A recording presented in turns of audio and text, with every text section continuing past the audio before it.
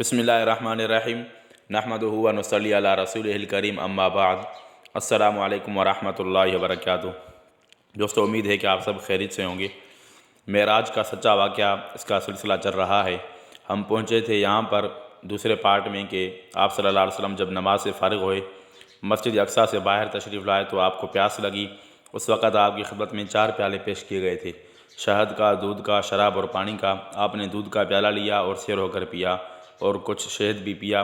جبریل امین نے عرض کیا، یا رسول اللہ، مبارک ہو، آپ نے دین فطرت کو اختیار کیا ہے جو آپ کی امت کے لیے نیک فعل اور ہدایت کا ذریعہ ہے۔ اگر آپ شراب کا پیالہ لیتے تو آپ کی امت گمراہ ہو جاتی، اور اگر پانی کا پیالہ لیتے تو آپ کی امت پانی میں غرق ہو جاتی۔ تو ابھی سفر معراج کا چوتھا مرحلہ شروع ہو رہا ہے۔ ہم شروع کر رہے ہیں آسمانوں کی طرف آپ صلی اللہ علیہ وسلم کی روانگی۔ اس کے بعد حضرت میکائیل علیہ السلام سواری کی باغ پکڑے اور حضرت جبریل امین آپ کے رکاب تھامے ہوئے تھے، اور دیگر ملائکہ بھی آپ کے ہمراہ تھے۔ آپ نورانی براق پر سوار آسمانوں کی طرف روانہ ہوئے، اور بعض روایات سے معلوم ہوتا ہے کہ مسجد اقصیٰ سے باہر تشریف لانے کے بعد جنت الفردوس سے زبرجد اور زمرد کی بنی ہوئی نہایت خوبصورت ایک سیڑھی لائی گئی۔ اس کے ذریعے آپ آسمانوں کی طرف روانہ ہوئے، اور آپ کے دائیں اور بائیں اوپر تلے فرشتے تھے جو گھیرے ہوئے تھے۔ پہلا آسمان اور حضرت آدم علیہ السلام سے آپ صلی اللہ علیہ وسلم کی ملاقات۔ اس طرح نہایت اعزاز و اکرام کے ساتھ آپ پہلے آسمان کے دروازے باب الحفظہ پر پہنچے۔ اس پر ایک فرشتہ مقرر ہے جس کا نام اسماعیل ہے۔ اس کے ماتحت 12,000 فرشتے ہیں۔ جبریل امین نے دروازہ کھلوایا۔ وہاں مقرر فرشتے نے پوچھا، آپ کون ہیں؟ جواب دیا، میں جبریل ہوں۔ پھر اس نے پوچھا، آپ کے ساتھ کون ہیں؟ انہوں نے جواب دیا، حضرت محمد صلی اللہ علیہ وسلم ہیں۔ اس فرشتے نے یہ دریافت کیا کہ کیا انہیں آسمانوں پر بلانے کا پیغام بھیجا گیا ہے؟ جبریل امین نے کہا، ہاں۔ یہ سن کر فرشتوں نے مرحبا کہا اور عرض کیا کہ آپ کا آنا بہت اچھا آنا ہے، آئیے، اور دروازہ کھول دیا۔ آپ اس دروازے سے آسمان میں داخل ہوئے اور وہاں ایک بہت بزرگ آدمی کو دیکھا۔ جبریل امین نے عرض کیا، یہ آپ کے والد حضرت آدم علیہ السلام ہیں، ان کو سلام کیجئے۔ آپ نے ان کو سلام کیا۔ حضرت آدم علیہ السلام نے جواب دیا اور فرمایا، نیک بیٹے اور نیک نبی کو مرحبا ہو، اور آپ کے لیے دعائے خیر کی۔ اس وقت حضرت صلی اللہ علیہ وسلم نے دیکھا کچھ صورتیں حضرت آدم علیہ السلام کی دائیں جانب ہیں اور کچھ صورتیں بائیں جانب ہیں۔ جب وہ دائیں جانب نظر ڈالتے ہیں تو خوش ہوتے ہیں اور ہنستے ہیں، اور جب بائیں طرف دیکھتے ہیں تو روتے ہیں۔ حضرت جبریل امین نے 2 صورتوں کے بارے میں بتایا کہ حضرت آدم علیہ السلام کے دائیں جانب والی صورتیں ان کی نیک اولاد کی روحیں ہیں جن کے دائیں ہاتھ میں اعمال نامہ ملے گا، اور وہ جنتی ہیں، ان کو دیکھ کر وہ خوش ہوتے ہیں۔ اور بائیں جانب والی صورتیں ان کی بری اولاد کی صورتیں ہیں، ان کے بائیں ہاتھ میں اعمال نامہ ملے گا اور وہ دوزخی ہیں، ان کو دیکھ کر وہ روتے ہیں۔ اور اس پر آسمان پر آپ نے دریائے نیل اور دریا فرات کو دیکھا، اور نہر کوثر کو بھی دیکھا جس کے کنارے پر موتی اور زبرجد کے محل بنے ہوئے ہیں۔ پھر آپ صلی اللہ علیہ وسلم دوسرے آسمان پر تشریف لے گئے، اور پہلے آسمان کی طرح جبریل امین نے دروازہ کھلوایا، اور وہاں کا جو مقرر اور نگران فرشتہ ہے اس نے دریافت کیا، آپ کون ہیں؟ کہا، میں جبریل امین ہوں۔ پھر اس نے پوچھا، تمہارے ساتھ کون ہیں؟ انہوں نے کہا، حضرت محمد صلی اللہ علیہ وسلم ہیں۔ اس نے دریافت کیا، کیا انہیں یہاں آنے کا پیغام دیا گیا ہے؟ جبریل امین نے کہا، ہاں۔ فرشتوں نے یہ سن کر مرحبا کہا اور کہا، آپ کا آنا بہت اچھا آنا ہے، اور دروازہ کھول دیا، اور آپ دوسرے آسمان میں داخل ہوئے۔ یہاں آپ نے حضرت یحییٰ علیہ السلام اور حضرت عیسیٰ علیہ السلام کو دیکھا۔ جبریل امین نے کہا، یہ یحییٰ اور عیسیٰ علیہ السلام ہیں، آپ ان کو سلام کیجئے۔ آپ نے سلام کیا، ان دونوں نے سلام کا جواب دیا اور مرحبا کہا، یعنی یوں کہا، مرحبا ہو نیک بھائی اور نیک نبی کو۔ اس کے بعد آپ تیسرے آسمان پر تشریف لے گئے، اور جبریل امین نے اسی طرح دروازہ کھلوایا جیسے پہلے کھلوایا تھا، اور وہاں حضرت یوسف علیہ السلام سے ملاقات ہوئی، اور ان سے اسی طرح سلام و دعا ہوئی جس طرح حضرت آدم، حضرت یحییٰ، حضرت عیسیٰ علیہ السلام سے ہوئی تھی۔ اور حضور صلی اللہ علیہ وسلم نے فرمایا، یوسف علیہ السلام کو حسن و جمال کا ایک بہت بڑا حصہ دیا گیا ہے۔ پھر چوتھے آسمان پر تشریف لے گئے، وہاں حضرت ادریس علیہ السلام سے ملاقات ہوئی۔ پھر 5ویں آسمان پر تشریف لے گئے، وہاں حضرت ہارون علیہ السلام سے ملاقات ہوئی۔ پھر 6ٹھے آسمان پر تشریف لے گئے، وہاں حضرت موسیٰ علیہ السلام سے ملاقات ہوئی۔ پھر جب ان میں سے مل کر آگے بڑھے، فرماتے ہیں، پھر جب میں ان سے مل کر آگے بڑھا تو وہ رونے لگے۔ ان سے پوچھا کہ آپ کے رونے کا سبب کیا ہے؟ انہوں نے فرمایا، میں اس لیے روتا ہوں کہ ایک نوجوان پیغمبر میرے بعد مبعوث ہوئے ہیں جن کی امت کے جنت میں داخل ہونے والوں کی تعداد میری امت کے جنت میں داخل ہونے والوں کی تعداد سے بہت زیادہ ہوگی، جس کی وجہ سے مجھ کو اپنی امت پر حسرت ہے، افسوس انہوں نے میری تابعدار نہیں کی جس طرح حضرت محمد صلی اللہ علیہ وسلم کی امت آپ کی اطاعت کرے گی، اس لیے میری امت کے ایسے لوگ جنت سے محروم رہے، اس وجہ سے مجھے رونا آیا۔ اس کے بعد پھر آپ 7ویں آسمان پر تشریف لے گئے، وہاں حضرت ابراہیم علیہ السلام سے ملاقات ہوئی جو بہت حسین ہیں، اور دیکھا کہ وہ بیت المعمور سے ٹیک لگائے ہوئے بیٹھے ہیں جو آسمانوں میں فرشتوں کا قبلہ ہے، جو ٹھیک خانہ کعبہ کے سیدھ میں ہے۔ بالفرض اگر وہ نیچے گرے تو خانہ کعبہ پر گرے۔ روزانہ 70,000 فرشتے اس کا طواف کرتے ہیں، اور جو فرشتے ایک مرتبہ اس کا طواف کر لیتے ہیں پھر دوبارہ ان کی باری قیامت تک نہیں آتی۔ دوسرے دن دوسرے 70,000 فرشتے آتے ہیں اور طواف کرتے ہیں۔ بہرحال حضرت جبریل امین نے عرض کیا، حضور یہ آپ کے باپ ہیں، ان کو سلام کیجئے۔ میں نے سلام کیا، انہوں نے جواب دیا اور کہا مرحبا ہو نیک بیٹے اور نیک نبی کے لیے۔ اس کے بعد حضرت ابراہیم علیہ السلام نے فرمایا اے محمد صلی اللہ علیہ وسلم میری طرف سے اپنی امت کو سلام کہنا اور ان کو بتانا کہ جنت کی مٹی بہت عمدہ ہے، پانی بہت میٹھا ہے، لیکن وہ چٹیل میدان ہے، اس میں درخت وغیرہ نہیں ہیں، اور اس کے درخت اور پودے سبحان اللہ الحمدللہ لا الہ الا اللہ واللہ اکبر، اس لیے جس کا دل چاہے ان کو زیادہ سے زیادہ پڑھے تاکہ جنت میں اس کے لیے زیادہ سے زیادہ درخت اور پودے لگیں۔ دوسری حدیث میں ہے کہ ان کلمات میں سے ہر کلمے کے بدلے ایک درخت جنت میں لگا دیا جاتا ہے۔ شب معراج میں حضرت ابراہیم علیہ السلام نے حضور صلی اللہ علیہ وسلم کے ذریعے آپ کی امت کو سلام بھیجا ہے، اس لیے علماء کرام نے فرمایا کہ جو شخص یہ حدیث پڑھے یا سنے اس کو چاہیے حضرت ابراہیم علیہ السلام کے سلام کا جواب اس طرح دے وعلیہ السلام ورحمۃ اللہ وبرکاتہ۔ اور جنت کی مٹی کے عمدہ ہونے اور پانی کے میٹھا ہونے کا مطلب یہ ہے کہ جنت کی زمین بہت عمدہ اور زرخیز ہے، اس میں سبحان اللہ کہنے سے ایک درخت لگ جاتا ہے، اس کے بعد پانی اور زمین کے عمدہ ہونے کی وجہ سے وہ خود بخود بڑھتا رہے گا، پھر کچھ کرنے کی ضرورت نہیں۔ اور جنت کے جٹل میدان ہونے کا مطلب یہ ہے کہ اصل کے اعتبار سے جنت کی زمین میدان ہے جو لوگوں کو ان کے نیک اعمال کے مطابق دی جائے گی، اور ان کے موافق جنت میں پھلدار درخت اور پھولدار پودے ان کو ملیں گے۔ ساتویں آسمان پر آپ نے ایک نہر بھی دیکھی جو زمرد اور یاقوت کے پتھروں پر بہہ رہی تھی، جس کا خوشگوار پانی شہد سے زیادہ میٹھا اور دودھ سے زیادہ سفید تھا، جس میں سونے چاندی کے کٹورے، یاقوت اور زمرد کے پیالے بہہ رہے تھے۔ اس کو دیکھ کر آپ نے جبریل امین سے دریافت کیا کہ اس نہر کا کیا نام ہے؟ جبریل امین نے عرض کیا یا رسول اللہ صلی اللہ علیہ وسلم یہ نہر کوثر ہے جو آپ کو عطا ہوئی ہے، اور قیامت کے دن کی ناقابل برداشت سخت گرمی کے وقت آپ کی پیاسی امت کو سیراب کرے گی۔ اس کے بعد آپ نے جنت اور دوزخ کی سیر کی اور ایسے ایسے عجائبات دیکھے جو کسی اور کو دیکھنے نصیب نہیں ہوئے۔ سدرۃ المنتہا پر حضرت صلی اللہ علیہ وسلم نورانی براق پر سوار حضرت میکائیل علیہ السلام لگام پکڑے اور حضرت جبریل علیہ السلام رکاب تھامے آسمانوں کی سیر کرتے اور ہر آسمان پر ان انبیاء کرام سے ملاقات کرتے ہوئے جو وہاں موجود تھے سدرۃ المنتہا کی طرف تشریف لے گئے اور وہاں پہنچ گئے۔ سدرہ عربی میں بیری کے درخت کو کہتے ہیں۔ سدرۃ المنتہا ساتویں آسمان پر ایک بیری کا درخت ہے، اس کی جڑ چھٹے آسمان میں ہے اور شاخیں ساتویں آسمان پر ہیں، اس کے بیر اتنے بڑے ہیں جیسے مقام حجر کے مٹکے اور اس کے پتے ایسے تھے جیسے ہاتھی کی کان۔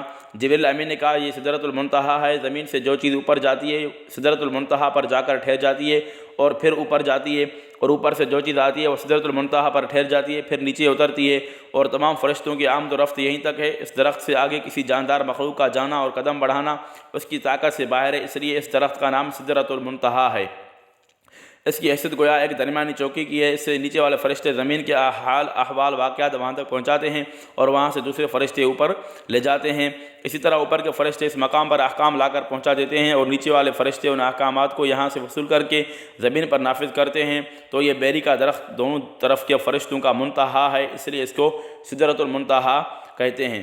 یہی وہ مبارک درخت ہے جسے چاروں طرف انوار و تجلیات نے گھیرا ہوا ہے، اس کے پتے پر ایک فرشتہ اللہ تعالیٰ کی تسبیح کرنے میں مشغول ہے، جو شب معراج میں پروانوں کی شکل میں حضرت صلی اللہ علیہ وسلم کی زیارت کے لیے یہاں آئے تھے، کیونکہ وہ اصلی حالت میں یہاں جمع نہیں ہو سکتے تھے۔ یہیں سے 4 نہریں بہتی ہیں، 2 نہریں جنت کے اندر جا رہی ہیں، ان میں سے ایک نہر کوثر ہے اور دوسری نہر رحمت ہے۔ یہ دونوں جنت کے باغوں میں رواں دواں ہیں، اور 2 نہریں باہر آ رہی ہیں جن میں ایک کا نام دریائے نیل ہے اور دوسری کا نام دریائے فرات ہے۔ آپ نے ان سب کا مشاہدہ کیا اور اس مقام پر حضور صلی اللہ علیہ وسلم نے حضرت جبریل امین کو اصلی صورت میں دیکھا۔ جنت چونکہ سدرۃ المنتہا کے پاس ہے، جیسا کہ قرآن کریم میں ہے عند سدرۃ المنتہا عندہا جنت المأویٰ، سورہ النجم آیت نمبر 14 اور 15۔ سدرۃ المنتہا کے پاس جنت المأویٰ ہے۔ حضرت ابو سعید خدری رضی اللہ عنہ کی روایت ہے کہ حضور صلی اللہ علیہ وسلم بیت المعمور میں نماز ادا کرنے کے بعد سدرۃ المنتہا تشریف لے گئے اور سدرۃ المنتہا کے بعد جنت کی طرف گئے اور آپ کو جنت میں داخل کیا گیا۔ آپ نے اس کی سیر کی، اس میں موتیوں کی گنبد ہیں اور اس کی مٹی خشک ہے، اور جنت کی سیر کے بعد آپ کو جہنم دکھلائی گئی، اس میں اللہ تعالیٰ کا غضب اور انتقام تھا، اگر اس میں پتھر اور لوہا بھی ڈال دیا جائے تو اس کو بھی کھا لے۔ ایک روایت میں ہے کہ آپ صلی اللہ علیہ وسلم نے فرمایا میں نے شب معراج میں جنت کے دروازے پر لکھا ہوا دیکھا صدقے کا ثواب 10 گنا اور قرض کا ثواب 18 گنا ہے۔ میں نے کہا اے جبریل یہ قرض صدقے سے کیسے افضل ہو گیا؟ انہوں نے عرض کیا یہ وجہ یہ ہے کہ مانگنے والا بقدر ضرورت مال ہوتے ہوئے بھی مانگتا رہتا ہے، یعنی بلا ضرورت بھی سوال کرتا ہے، جبکہ قرض لینے والا مجبوری میں قرض لیتا ہے، اس لیے یہ صدقے سے بڑھ گیا۔ اس سے معلوم ہوا کہ ضرورت مند کی ضرورت پوری کرنے میں زیادہ ثواب ہے۔ اس کے بعد پھر آپ ایسے بلند مقام پر پہنچے جہاں آپ قلم سے لکھنے کی آواز سنتے تھے۔ قلم سے لکھنے کے وقت جو آواز پیدا ہوتی ہے اسے صریف الاقلام کہتے ہیں۔ اس مقام پر قضاء و قدر کے قلم لکھنے میں مشغول تھے، یعنی اللہ تعالیٰ کے فرشتے روزانہ دنیا میں پیش آنے والے واقعات کے بارے میں اللہ تعالیٰ کے احکام لوح محفوظ سے نقل کر رہے تھے، اس لیے قلم سے لکھنے کی آواز سنائی دے رہی تھی۔ مذکورہ بالا مقام سے آپ اللہ تعالیٰ جل شانہ کی زیارت اور ملاقات کے لیے آگے چلے۔ جبریل امین آپ کے ساتھ تھے، یہاں تک کہ ایک مقام تک پہنچ کر وہ ٹھہر گئے اور حضور صلی اللہ علیہ وسلم سے رخصتی کا سلام کیا۔ آپ نے فرمایا، اے جبریل، یہ کیا ایسے مقام میں کوئی دوست اپنے دوست کو تنہا چھوڑتا ہے؟ انہوں نے عرض کیا، اگر میں اس مقام سے آگے بڑھوں تو نور سے جل جاؤں گا، اس سے آگے قدم رکھنا سوائے آپ کے کسی دوسرے کا کام نہیں۔ لہذا حضرت جبریل امین نے واپس ہونے کی اجازت چاہی، آپ کو سوائے اجازت کے چارہ ہی کیا تھا؟ لہذا جبریل امین کو رخصت کیا اور آپ اکیلے ہی اللہ جل شانہ کی دربار کی طرف روانہ ہوئے۔ آپ کی سواری کے لیے ایک رف یعنی سبز رنگ کی مسند لائی گئی، اس پر آپ سوار ہوئے اور 70,000 حجابات پردے طے کرائے گئے، ان میں ہر حجاب دوسرے سے مختلف تھا، اور آپ سے تمام انسانوں اور فرشتوں کی آوازیں بند ہو گئیں بالکل اوپر۔ یہ وہ وقت تھا کہ آپ تنہا کسی عالی شان بے کیف دربار اور کسی بے پایاں بڑی سرکار میں جانے والے تھے۔ بظاہر نہ کوئی رہبر، نہ مونس، نہ غم گسار، نہ رفیق ہمراہ تھا، نہ کوئی یار و مددگار۔ غیبی رہنمائی میں آپ نے قدم آگے بڑھایا۔ اللہ تعالیٰ کی شان جبروتی، عظمت الہی اور اللہ تعالیٰ کے جلال و کبریائی کی دہشت کے حیرت انگیز آثار قلب پر نمودار ہونے لگے، جو احکم الحاکمین کے حضور میں حاضر ہونے والے مقرب بندے کے پاک اور بے عیب دل پر ظاہر ہونے چاہیے۔ وہ اللہ تعالیٰ کی ملاقات کی شوق میں بے خودی کی کیفیت طاری تھی، لیکن خوف و اضطراب کی حالت بھی ظاہر تھی، اور منہ مبارک پر خاموشی طاری تھی کہ یکایک آپ کے رفیق غار حضرت ابوبکر صدیق رضی اللہ تعالیٰ عنہ کی آواز کان میں آئی، سبحان اللہ، کہ قف یا محمد فإن ربک یصلی، اے محمد ٹھہریے کیونکہ آپ کا رب نماز میں مشغول ہے۔ یہ کلمات سن کر آپ کو حیرت ہوئی کہ یہاں ابوبکر کی آواز کہاں، اور کیا ابوبکر مجھ سے بھی آگے بڑھ گئے؟ اور بے نیاز پروردگار کی نماز کیسی؟ تاہم دل کی وحشت اور قلب کی دہشت اس آواز کی سنتے ہی ختم ہو گئی، ڈھارس بندی اور فرحت و اطمینان کے آثار پیدا ہوئے۔ یکایک دوسری آواز آئی، ادنو یا خیر البریت، ادنو یا احمد، ادنو یا محمد، اے ساری مخلوق میں سب سے بہتر قریب آ جائیے، اے احمد قریب آ جائیے، اے محمد میرے پاس آ جائیے۔ اس مرتبہ قرب کا جو درجہ سرور کائنات صلی اللہ علیہ وسلم کو اللہ تعالیٰ کی بارگاہ میں حاصل ہوا، انسان کی طاقت اس کے بیان سے عاجز ہے، نہ انسان میں قوت ہے کہ بیان کرے، نہ زبان کو یارہ ہے کہ اس کا اظہار کرے۔ اس وقت حضرت صلی اللہ علیہ وسلم نے اللہ جل شانہ کی زیارت کی اور اللہ جل شانہ سے بلا واسطہ باتیں کی۔ حق تعالیٰ کا ارشاد ہے، فَأَوْحَىٰ إِلَىٰ عَبْدِهِ مَا أَوْحَىٰ، سورہ النجم آیت نمبر 10۔ پھر اللہ تعالیٰ نے وحی بھیجی، جو اپنے بندے کی جانب جو بھی وحی بھیجی۔ ہمارے آقا سیدنا محمد صلی اللہ علیہ وسلم فرماتے ہیں، میرے پروردگار جل شانہ نے میرے کندھوں کے درمیانی حصے پر ہاتھ رکھا، جس کی ٹھنڈک کا اثر دل پر ظاہر ہوا، اور مجھ پر اولین و آخرین کا علم منکشف ہو گیا۔ روایت میں ہے کہ حضرت صلی اللہ علیہ وسلم نے اللہ تعالیٰ سے عرض کیا، میرے لیے اس غیبی آواز کا کیا مطلب تھا، اور ابوبکر کی آواز یہاں کہاں، اور آپ کی حمد و ثنا والی ذات کی نماز کیسی؟ جواب ملا، میرے پیارے محمد، میں تو نماز سے بے نیاز ہوں، میری نماز سے مراد وہ خاص رحمت ہے جس کے تم اور تمہاری امت مرحومہ لائق ہے۔ اس وقت وہ میری خاص رحمت آپ پر نازل ہو رہی تھی اور تمہارا استقبال کر رہی تھی، اور ارشاد ہوا، اے محمد یہ آیت پڑھیے، هو الذی یصلی علیکم وملائکتہ لیخرجکم من الظلمات الی النور وکان بالمؤمنین رحیما، سورہ الاحزاب آیت نمبر 43۔ وہی ہے جو خود بھی تم پر رحمت بھیجتا ہے اور اس کے فرشتے بھی، تاکہ وہ تمہیں اندھیروں سے نکال کر روشنی میں لے آئے، اور مومنوں پر بہت مہربان ہے۔ اور یہاں اس عالم میں تمہارے دنیا اور آخرت کے دوست ابوبکر کی آواز کا سنائی دینا محض انسیت اور عارضی دہشت کو دور کرنے کے لیے تھا۔ چنانچہ ہم نے ایک فرشتہ ابوبکر کی صورت میں پیدا کیا، جس نے ان کے لہجے میں آپ کو پکارا تاکہ آپ کی وحشت دور ہو اور ایسی ہیبت لاحق نہ ہو جو بات کی سمجھنے میں رکاوٹ ہو۔ کیا تمہیں یاد نہیں، کوہ طور پر حضرت موسیٰ علیہ السلام سے ہم کلام ہوتے وقت میں نے ہر وقت ان کے ہاتھ میں رہنے والی لاٹھی کا ذکر چھیڑا تھا اور پوچھا تھا، وما تلک بیمینک یا موسیٰ، اے موسیٰ یہ تمہارے دائیں ہاتھ میں کیا ہے؟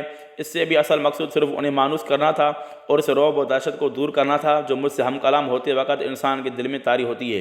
بعض روایت میں ہے، اس موقع پر جبریل امین نے حضرت صلی اللہ علیہ وسلم کی طرف اشارہ کیا کہ اپنے پروردگار کی بارگاہ میں سلام پیش کیجئے۔ چنانچہ آپ نے عرض کیا، التحیات للہ والصلوات والطیبات، تمام قولی عبادتیں، جسمانی عبادتیں اور مالی عبادتیں اللہ تعالیٰ کے لیے ہیں۔ اللہ تعالیٰ نے جواب دیا، السلام علیک ایھا النبی ورحمۃ اللہ وبرکاتہ، اے نبی آپ پر سلام اور اللہ تعالیٰ کی رحمت اور اس کی برکتیں ہوں۔ حضرت صلی اللہ علیہ وسلم نے دوبارہ عرض کیا، السلام علینا وعلی عباد اللہ الصالحین، ہم پر سلام اور اللہ تعالیٰ کے تمام نیک بندوں پر۔ اس پر حضرت جبریل امین نے جو ہے حضرت جبریل علیہ السلام اور تمام فرشتوں نے کہا، اشہد اللہ الہ الا اللہ واشہد ان محمد عبدہ ورسولہ، میں گواہی دیتا ہوں کہ اللہ تعالیٰ کے سوا کوئی معبود نہیں، اور گواہی دیتا ہوں کہ حضرت محمد صلی اللہ علیہ وسلم اللہ تعالیٰ کے بندے اور اس کے رسول ہیں۔